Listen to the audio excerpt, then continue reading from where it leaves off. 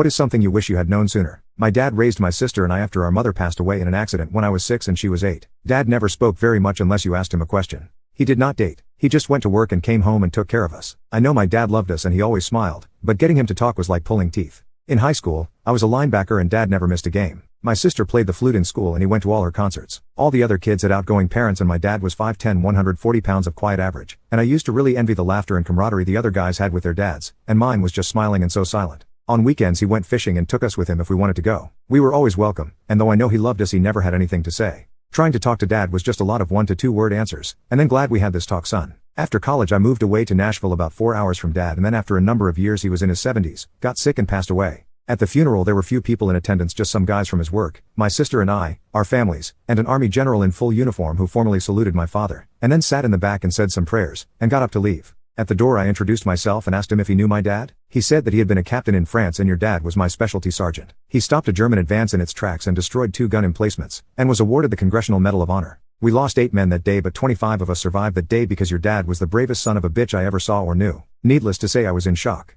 In a shoebox at home buried in a closet was the Medal of Honor and the duplicate they give you for ceremonies, the rosette, the citation signed by Truman in 1945, a silver star and the Croix de Guerre with palm from France. God, I wish I could have heard all this from dad. Does he know how proud I am of him?